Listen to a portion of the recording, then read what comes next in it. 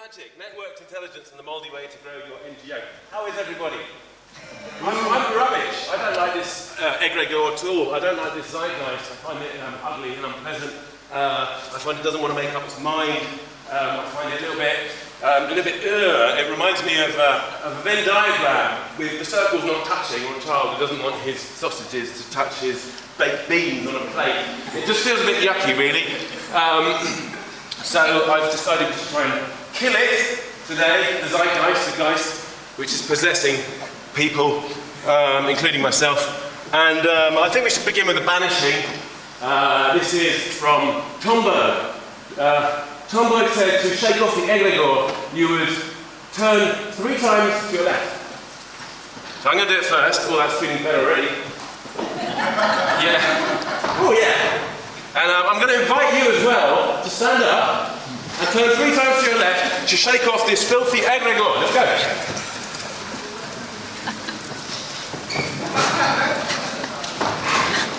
Very good, very good. Thank you very much. Thank you very much. What is an egregore? We've already heard in the first talk of egregores. Egregore means watcher. We tend to think of it, as described earlier, as the thought form, collective thought form of a group as it comes together.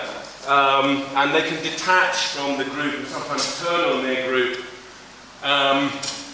There's another meaning, an older meaning of egregore, which is a portal that opens, that connects dimensions, connects the dimension beyond to this dimension. And I wonder if our egregores, what we make in our magical groups, or in our military units, or in whatever they are, open a portal to a watcher who's already watching and waiting for an excuse to come in, or an opportunity to come in.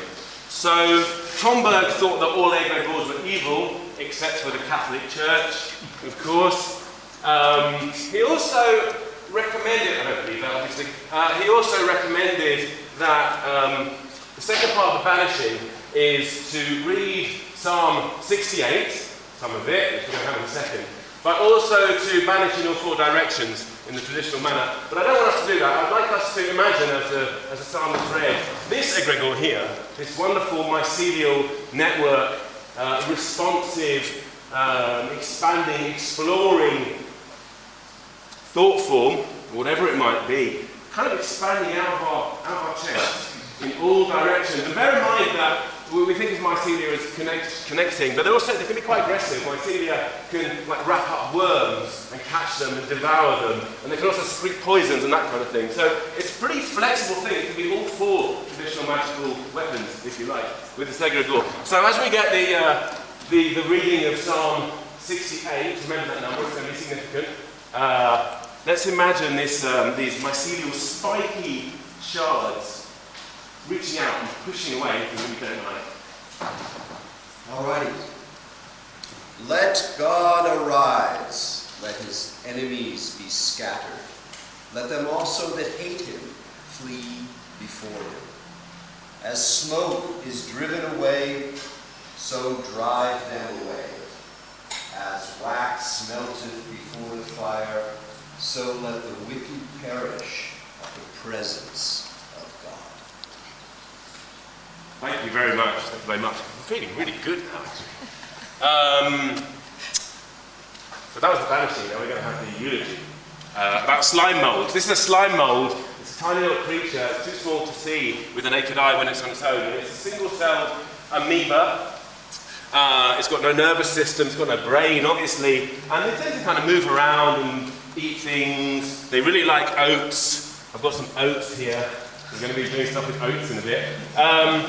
But they also form incredible networks, as you can see in this image. And they come together to form kind of collectives that do really interesting things in response to a changing environment. I find that this egregore, this old one, which we've already shaken off now, isn't responding to a changing environment, and it's not coming together in a way that it should. You think about all the global problems that we're facing and trying to deal with them as individual nations or people. I think it's just not going to work, really. They're all interconnected, and we need an interconnected response. So the slime mold, it forms something like a mushroom when it gets too dry.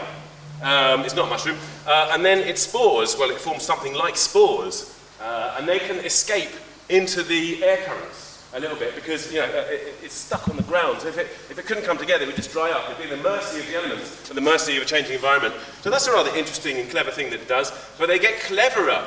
If you put a slime mould in a maze and you put an oak here and an oak here, it finds the most efficient way of connecting those two things. So it's very good at mapping space and redistributing resources. If you put a bunch of oats like this, in over 23 hours, a slime mould will explore, and then it will start to link up all these different points in the most efficient way. This is the... Oh no, that's not going to happen. Slime mould's taken over the computer. So those oats are in the space of... Next person. I'll do it. Demarcation.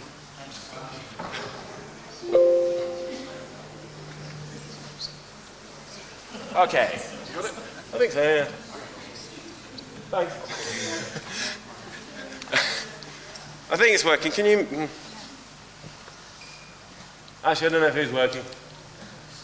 So can someone sort that out while I talk, please? Thanks. So those points you saw there were actually the different stations of the Tokyo railway network, and the network that Slime Mold created in 23 hours was better than the Japanese created. That's the key. So that network was better than the Japanese created, and they're also a very interesting kind of intelligent collective. But as you'll see in the next slide, the slime mold did a better job than the Japanese in efficiently connecting all these points. So they don't just map space, but they also map time, which is incredible. So we'll see how this happens. They don't like blasts of cold air. I don't like them either. If you blast a slime mold with cold air for 5 minutes, it retreats. And if you blast it for 5 minutes on the hour, every hour, something really strange happens, and really wonderful happens. If you do it like on the next hour, it retreats, but you see it retreats further. So it's learning. And if you do it on the 3rd hour, it retreats, but it actually starts to retreat just before the blast of cold air. So it's not only learning, but it's also anticipating, a little bit like when you set your alarm, and then you wake up 5 minutes beforehand, right? Slime molds, I sometimes do that. Slime molds always do that after a small amount of learning. And then if you don't blast it the 4th time, it's already retreating. But then it realises it's not getting blasted by cold air. So it's anticipating, it's got memory, it's also adapting.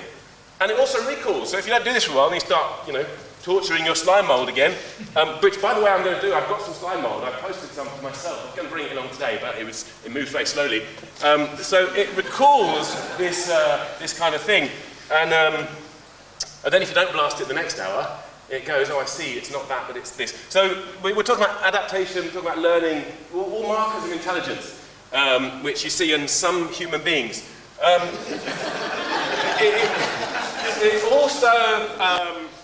They also do agriculture in a way like human beings. If they find some bacteria, they won't eat it all. They'll eat some of it, and they'll transport it somewhere else, and they'll grow it so they can eat it later. Incredible, isn't it? And also, the last thing I'm going to say about these guys is, they don't like salt because it dries them out, but if you put some salt here and some food there, the slime mold kind of gradually learns that it can get through the salt to get food.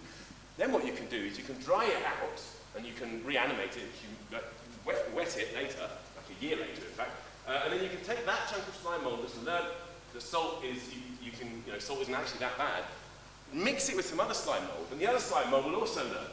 Right? So, absolutely wonderful creature.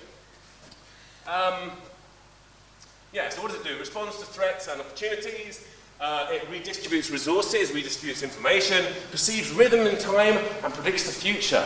You might know where I'm going with this, given the theme of transstates. It solves problems and it guides individuals.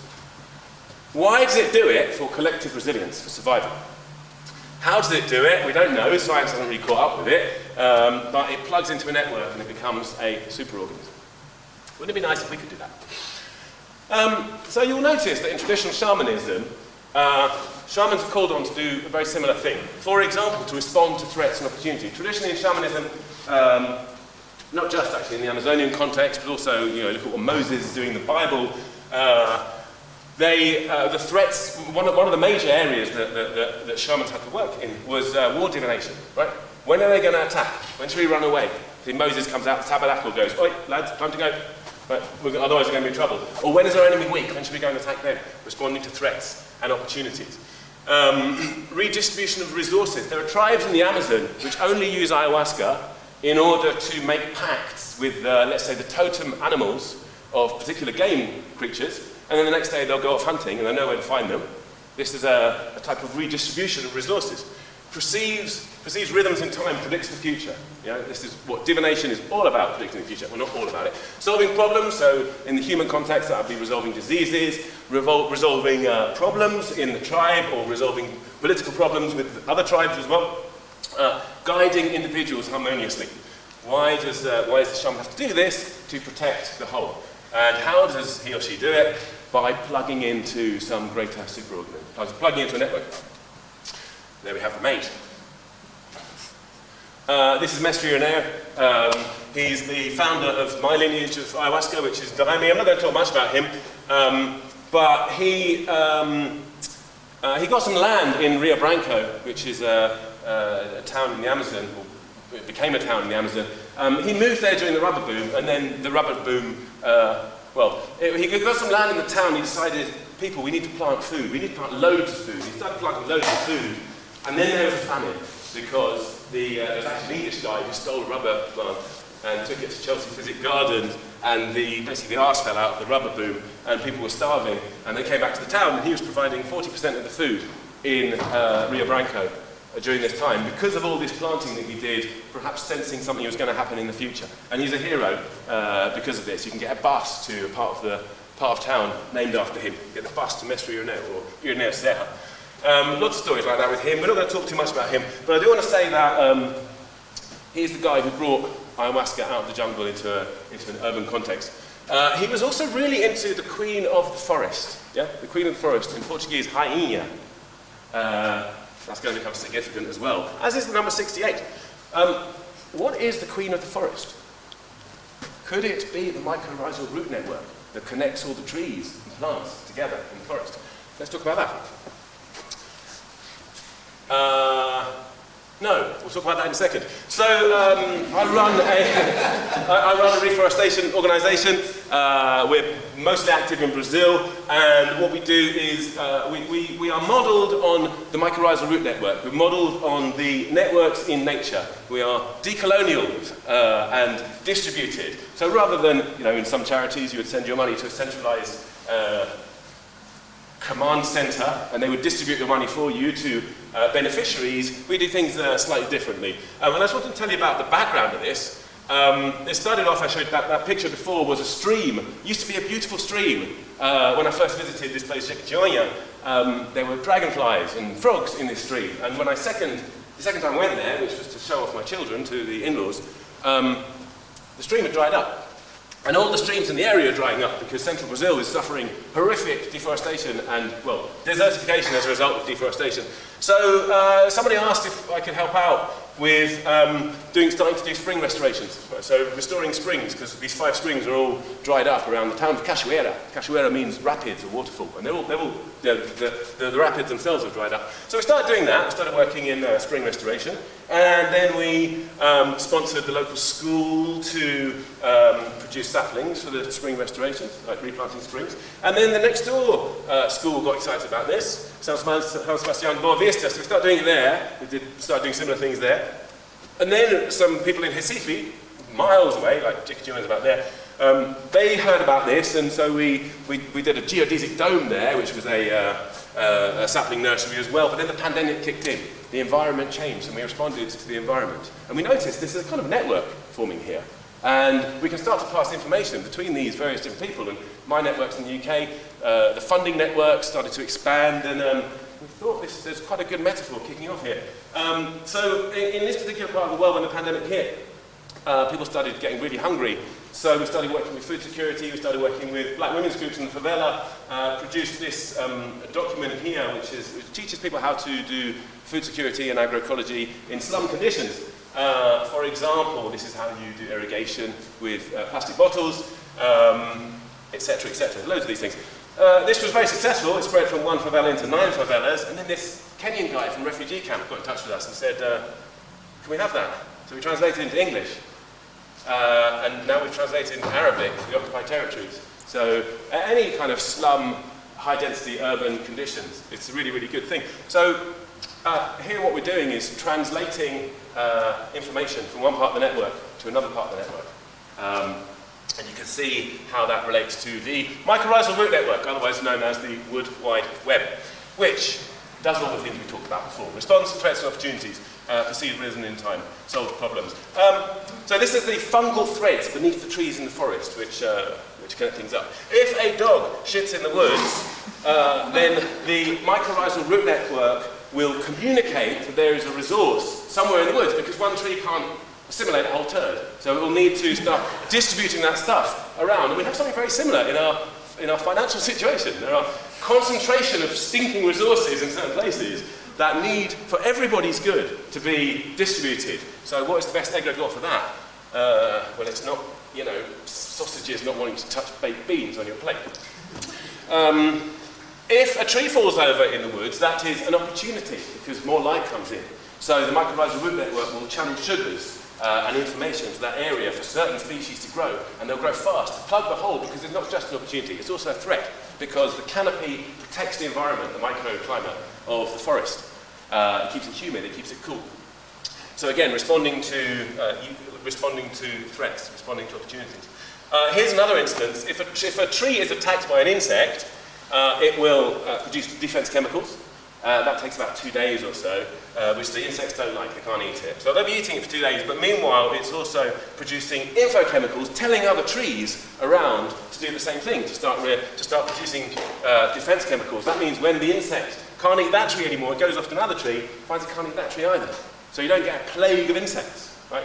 Mutual resilience through communication. And it doesn't just communicate to the same species. For example, if a Douglas fir is attacked, it will tell the surrounding spruces to defend themselves. And it's very specific, actually. If it's attacked by a certain type of insect, it will produce one defense chemical. Attacked by another insect, it might produce something which attracts ladybirds, which will eat aphids, for example. So it's very specific information that's passed on. And so it is called infochemicals. Infochemicals need to spread widely and to other species and provoke an appropriate response. What's that got to do with the charity? So this is how we've managed our media strategy, right? You, like me, will have been familiar with images of the Amazon burning into children, I should imagine. For one thing, I don't want to share that with my mum. That doesn't spread very far. That's a horrible thing to spread. I'm certainly not going to be able to share that with other species, as in people who aren't particularly interested in the Amazon burning or reptiles that they've never heard of. And it doesn't provoke an appropriate response. So what we've done with RAIN, that's the name of the organisation, is to work with art, to work with music. This is a particular project, actually combining 2 projects. This is Mestre Poa, he's the national leader of the Nokikoi Indigenous Nation, singing a song about the rubber boom from an Indigenous perspective. And so we got that recorded and then backed up by the London Mozart Players and by Orchestra for the Earth in a beautiful London church, filming like Amazonian scenes on the walls of St John the Evangelist, monkeys leaping from tree to tree. That got shared. That got shared to the classical music community. They are the species to me. I've spent my youth with my head in a bass bin. Don't know my Elgar from Elman, but managed to communicate to these people that there's something here to care about. And we've been on Classic FM, Radio 3, and it's doing quite well. So that's based on, so this is micromimicry, following the mycorrhizal root network, following this egregore. And there's a couple of other ways that we do this. For example, the way we manage things. We have a distributed network. So most of my job is people calling me up and saying, Danny, can you resolve this? And I'm like, you're talking to the wrong guy. Can you talk to that person over there, please? Trying to... Wouldn't it be good if we could respond to threats and opportunity? Guys, as weather systems change, there are other crops that can be planted in new places. I was talking to a Zimbabwean farmer a little while ago, and he said, well, they can't grow maize anymore, but it's really good for growing flour. Right? So that's an opportunity, but it does require redistribution of those resources. And what a wonderful egregore to be doing that. How do we do it? Plug into a network. Become a superorganism. That's the eulogy finished. Now we're going to do some sort of a good word. Myceology. Myceology. Like theology, see? Click. That was a connection being made, I heard it. Right, so what I would like you to do, please, is make yourselves nice and comfortable and just look at this interesting sigil here. There we go. Flashing away as it is. There's going to be a song, I hope, in a moment, which is from the Pygmies. It's a mushroom gathering song, and it's eerie and beautiful. So just take a nice deep breath, everyone, please. Maybe put your feet to, put your feet like that, we're going to do a little bit of hypnosis here. As you probably know, you don't need to go into a deep trance. I'm not going to push you into a deep trance. I might just drop embedded commands here and there. But you're in charge of your trance that happens. So please just focus on that. Take a nice deep breath. That's right. Just put all of your attention into that sigil there, please.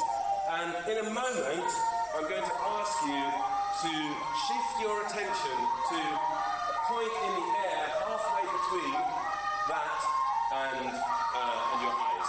So go ahead and do that now. Just shift your attention. Put all of your mind into that spot in the air there. Very good. Just notice how it feels to shift your attention. And in a moment, I'll ask you to shift your attention again, but just to 1 inch in front of your eyes. And you can go ahead and do that now, please. Notice how it feels, and notice how your breathing is getting more and more relaxed all by itself. And how your eyelids might be getting a little bit tired. But I don't want you to close your eyes just yet. When you do close your eyes, you might drop into a relaxing trance. So in a moment, I'm going to ask you to shift your attention to 1 inch behind the eyes. And you can go ahead and do that now, please. Close those eyes. Place your attention at the point at which consciousness emerges. Whatever that means, if it actually means anything at all. And take yourself in and just relax the top of your head, and the back of your head, and your shoulders, and your arms, and your chest, and your back, down to your waist, down through the legs, out to the feet. Going deeper and deeper with every breath. Really good, you're doing really well. In a moment I'm going to ask you, I'm going to count to 3. And on 3 you're going to pop your eyes open. And then I'm going to count 3, 2, 1. And you're going to close the eyes and go twice as deep as you are at the moment. So 1, 2, 3, open the eyes. 3, 2, 1, all the way down. Twice as deep as you are at the moment. Relaxing all the way down. And notice how it feels, and notice how good it feels. You've got nothing else to do, really. You've got a break coming up. Nothing to worry about, nothing to think about. But what I'd like you to do is just imagine yourself now walking in an old-growth forest. So there's no brambles, there's no nettles. You can feel the moss at your feet. You're in bare feet, and it's the temperature you like, and it's all spongy at your feet, and you can begin to hear the sounds of the forest around you. Feel that humidity of the forest around you, and as you're walking, you're imagining the hundreds of miles of mycelial threads underneath your feet. In every square foot. That's right, just enjoying the forest. You can feel the life under the ground, and you can also feel the life of the forest around you. As you're walking, you come upon one of those old hollowed out trees. And I want you just to sit yourself down now into the hollow part of the tree. That's right, I'm just relaxing into that tree, really enjoying it. In a moment, I'm going to count down from 10 down to 0. And as I count down from 10 down to 0, I want you to take your consciousness down through the tree, into the roots, and through the roots down into the mycelial root network. 10, 9, 8, going deeper, down into the roots of the tree. 7, 6, 5, beginning to spread out through the roots into those fungal threads. 4, 3, 2, really relaxing into that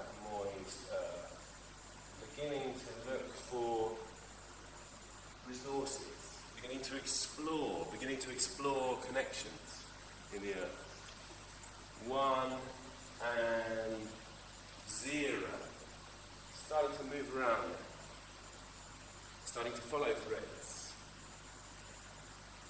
Just relaxing, just staying with me for another few minutes. I'm going to read an incantation about these natural networks. And as I'm doing that, I'd like you to see what the mycorrhizal root network brings back into your consciousness. And it may be an image, or it may be a feeling, it may be a fragment of memory, or an impression of the future. Maybe all kinds of things. And maybe we can just focus our minds on the kind of connections that we want to make in our lives. Perhaps there's an area we need to connect better. Perhaps there's a person we need to connect better to. Perhaps there's some connections we need to move away from because they're not really feeding us anymore, because that particular nutrient is gone. Perhaps there's spirits that we want to connect to. Or perhaps there's parts of ourselves that we haven't connected to for a little while. Mycelial lovers with multi-sexed others, we touch with our tendrils entangled in ether and earth and in time and in bodies in pleasure and pain, twisting twine timed in lines we deliver that tether dimensions in knots and forever. Loving the fingers that reach forth with ardour, loving the heart as it boils in its fervour, loving the stories we tell to each other, loving the dendrites that dance as we measure mycelial lovers with multi-sexed others. We touch with our tendrils entangled in ether and earth and in time and in bodies in pleasure and pain, twisting twine tied in lines we deliver that tether dimensions in knots and forever. Loving the fingers that reach forth with ardour, loving the heart as it boils in its fervour, loving the stories we tell to each other, loving the dendrites that dance as we measure mycelial lovers with multi-sexed others. We touch with our tendrils entangled in ether and earth and in time and in bodies in pleasure and pain, twisting twine tied in lines we deliver that tether dimensions in knots in forever. Loving the fingers that reach forth with ardour, loving the heart as it boils in its fervour, loving the stories we tell to each other, loving the dendrites that dance as we measure. And just taking a moment just to feel this place, to feel the nature of this underground zone and all the possibilities and all these connections we make. Because we're going to bring ourselves back now, start drawing ourselves back into our human form, back through the roots of the tree, and back sitting there in that hollowed out part of the tree. Just spend a moment in that tree, and I'm just going to explain, we're nearly finished now, I'm just going to explain while we're sitting there another part of the ritual, which is optional. Of course, this is all optional. Around this place, and I'll point out where they are, there are some cups, and in the cups there are some oats, and mycelia like oats, and I have a pet, slime moles like oats, so I have a pet slime mole. And what I'm going to ask you to do, in fact, I'm going to bring you back now, so I'll explain that in a second. So draw yourself back into your body, stand up out of the tree, start wiggling your toes in the spongy moss, and then start wiggling your toes in shoes, or maybe you've got bare feet on you, and then you can come back to the room when you're ready. So around thank you for doing that. Around the place here, you will see some oats. And as I said, I've got a slime mould. It's not just a slime mould, it's also a gourd form. What I would like you to do, if you would like, is to take an oat, or 3 oats actually, chew them up, and then squish them onto these bits of cardboard that you'll find. Right? This is pretty mucky, but it's meant to be, because exchanging fluids is something this egregore doesn't like to do. So squish your chewed up oats, if you like, onto bits of paper like that, and then stick them in an envelope there, and then put your address on it, and then what I'm going to do is I'm going to inoculate it with slime mould, and it's going to grow across this thing, and then I'm going to send it back to you. And this can function as, you can scribe into it if you like, or you can use it as a sigil for whatever you've been doing in your mind just now. And I'll send it back to you. I am going to ask for a donation for this because the stamps are 68p. You'll notice that Psalm 68 came up, And 68 came up, so I started thinking about gematria, obviously, and looked it up. That's the wrong one. Here's something really interesting about the gematria of number 68. It means wise, it means abundance, it means life, it means beauty, it means to bore through. It means plated, a relative, or a connection, a prophetess, to enclose, and a harlot, speaking to the promiscuity of the marginalised group. So that's 68p. I would like you, please, if you're up for doing this, to send it to me, or rather to... Oops, did I press the wrong button? There you go. To send it to Rain as a donation to us, please. There's the website. So just to repeat what I was saying there, take a note if you want to. Take 3 notes, squish them up onto the bit of cardboard, stick your address on there, and then, put your name in the cardboard as well. And then make a donation of 68p or more to Rain. I want to say one more thing. Rain, the name Rain, in Portuguese, the word rainha is queen. So the queen is dead, long live rainha. Thank you very much.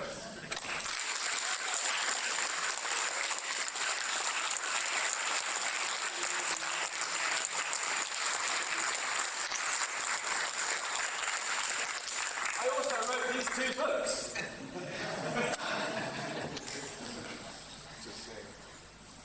Awesome. Wow. Okay, well, I mean, technically we're 8 minutes into our coffee break, but that's amazing. I'm stunned. So, if you've got questions for Danny, we can, and then I encourage anybody who's, interested to do the oats ritual. This is really special.